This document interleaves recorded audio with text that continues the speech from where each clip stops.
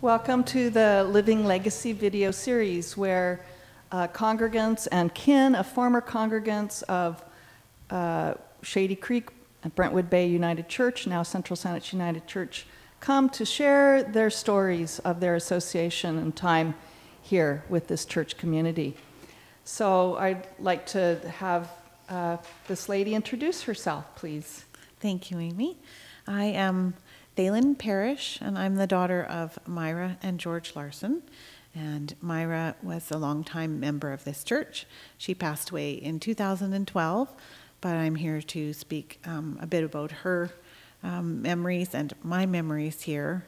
I went to Sunday school and church here, Sunday school for 11 years, and I have Sunday school badges to prove that. 11 years of Sunday school with badges. Prove that. I haven't never seen these badges. Well, I'd love to see them. Would you like to show them to the camera? I will. All right. Just pop this up here so you can hear me.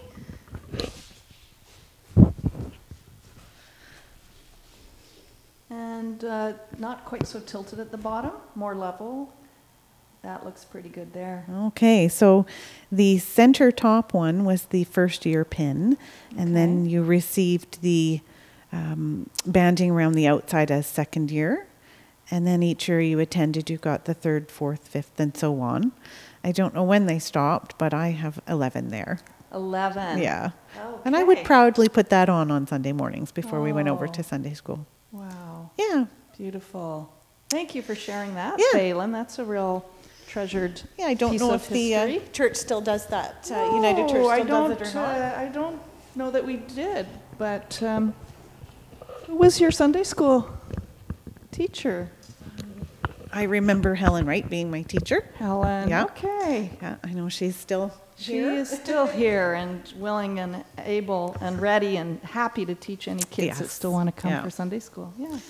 So I asked my siblings and my mom's remaining siblings if they knew why she chose Shady Creek and the United Church as her church of choice. And they don't specifically remember why.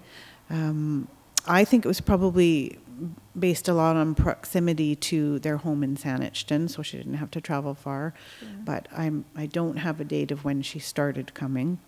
Do you know if she attended any other United churches? Well, I think she may have attended in Sydney, maybe St. Paul's, but yeah. I'm not entirely sure. Right. It's one of those. She was a congregant here for a long time. Yes, a long time. And it's one of those questions that you wish you asked when you had the chance: is why and when did you start? But my brother Alan, my older brother Alan, remembers driving my mom here to this church and sitting on the benches, the hard benches. The old wooden pews. Yes. Yeah. And listening to the sermons. And he remembers people being dressed up very nicely, suits and ties and Sunday best. And he even remembers seeing a lady in a fox stole, which I don't recall ever seeing. But I know my mom always did dress very nicely to come to church. That was an important part of her attending. And I do remember sitting beside my mom in church. I can picture it right there. Wow. And we would be singing. She would be singing, not in the choir yet. And the hymn would be playing, and I thought my mom was singing the wrong notes. She was singing off key as far as I was concerned as a little child, and I would pull on her clothes and tug on her clothes and say, "Mom, you're singing the wrong notes. You're singing the wrong notes." And she'd have to shush me. Shush, quiet. And later when she joined the choir, I realized that she sang alto, and of course she was singing the right notes for alto, but I didn't know it at the time. So that's a very strong memory that I have of that, my poor mom having to shush me. And my sister Kathy attended church till she was about 14. And then she and her husband Bob were married here by Reverend Wood. And then they moved away. And I remember Reverend Wood very well. He's probably the first one I remember. And he had an incredible ability to connect with children.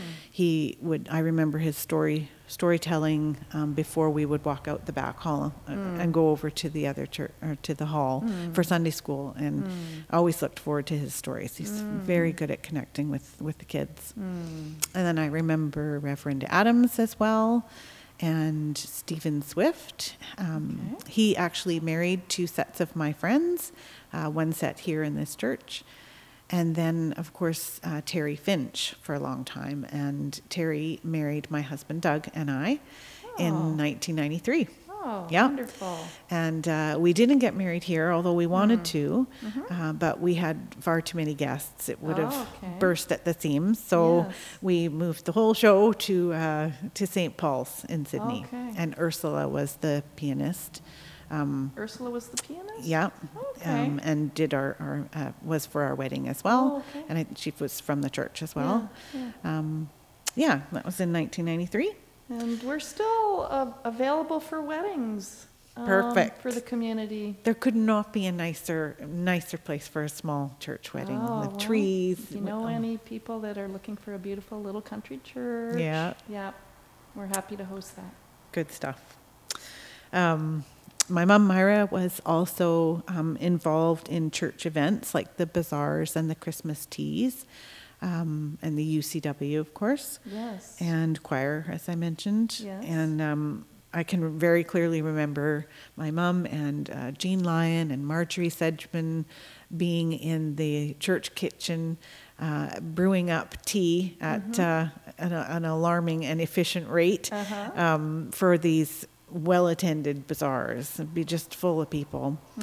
And Mum and Jean Lyon would make chocolates for these bazaars.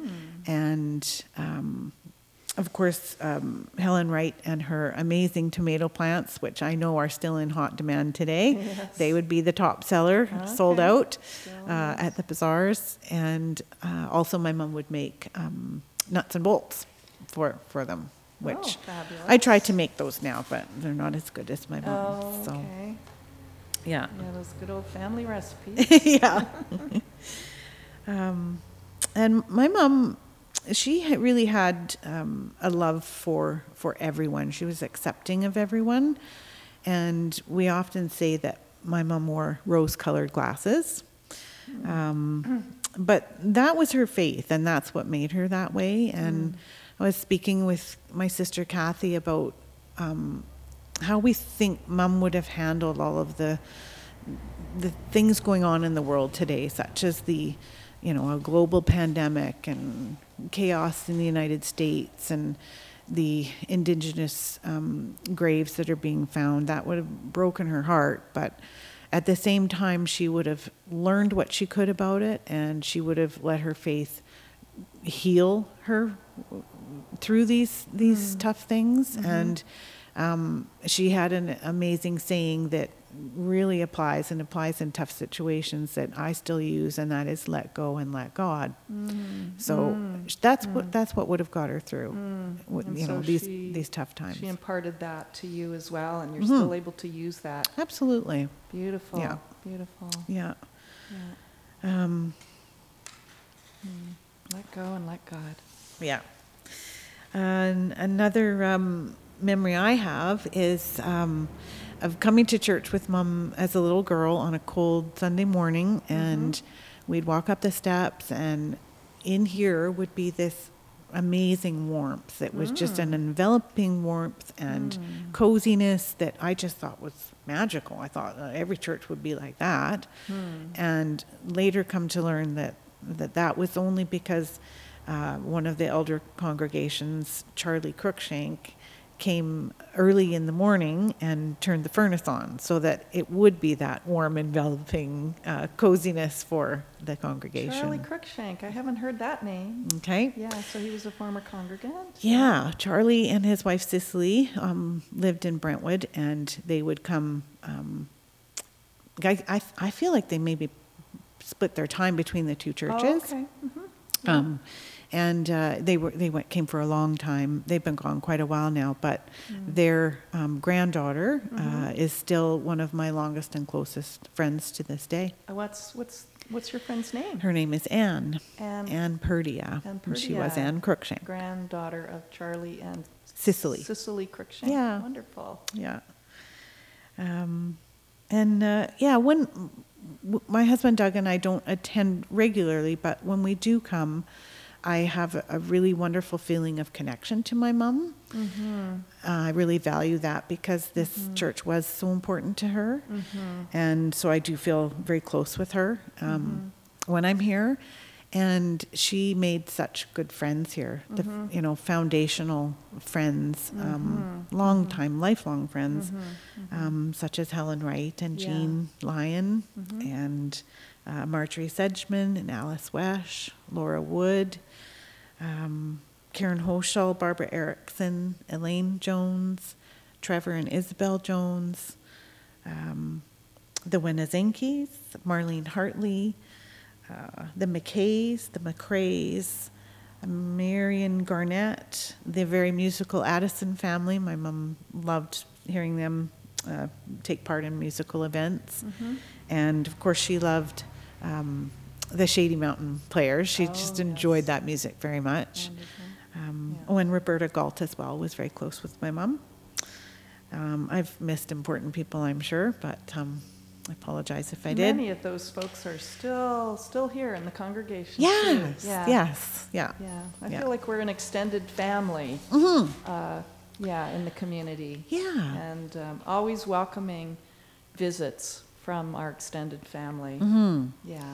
And that's the thing is, my mom fully supported the sponsoring of refugees, and if there was, there's always ongoing collections for Our Place, which I see we still do. Yes, we still do. And she would always collect for that, and I think that, I appreciate how welcoming and accepting this church is, and the United Church is, and I think that is a large part of the reason why my mom chose this church and stayed and chose to be involved in it with her life, because it is an accepting place, and that would have been most important to her. That was an important Yeah, ethos. her and her rose-colored glasses. Oh, wonderful. She sounds like a lovely, lovely woman. Yeah, she really, really was. And Tell us her name one more time. Myra Larsen. Myra Larsen. Yeah. And one more memory I have is Christmas Eve service. Oh, okay. At this church here is one of my most favorite memories, and we can still do it, hopefully. The candlelight and the soft music as the service closes, it's absolutely magical. And it's simple and welcoming and rural, and it means there's a lot of history here. It means a lot to a lot of people. Yes. And a lot to enjoy. Yeah, and we plan and hope to be here again this year, Christmas Eve. Good. Yeah. That's great. That's probably all of my memories and all that I do know about my mom's experience. Lots of the folks that I've listed will definitely remember her, and know how important it was to her. Yes. Well, thank you so much, Thaylin. I have a picture of my mom I can show. Okay. Yeah. Wonderful.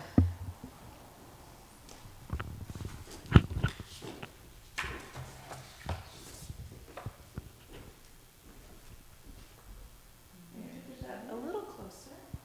Okay, there she is. It's a bit blurry, but that's okay. That's okay. That's your mom. That's Myra. One more time. Myra Larsen. Myra Larsen, who many of you will remember, that beautiful, sweet smile and spirit and heart that she is. She's a sweetie. She sure is. I can tell just by looking at her. I think photo. she's here helping me today. I think she's here too. I feel her. Yes, indeed.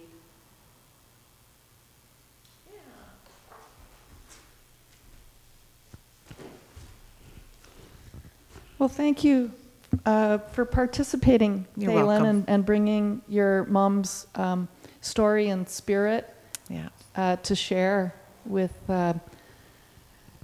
with Shady Creek, Brentwood Bay, Central Sandwich, United Church. All of the names congregants. that mean everything. Yes, Yeah. and we are still alive, and we're still here, Yeah. and always welcoming visits to our services, which will be resuming live in the fall, Excellent. back to Sunday mornings. Great. Well, thank you for the opportunity.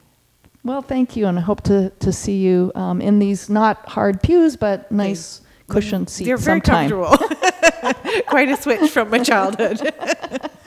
Okay, very good. Thanks. Thank you.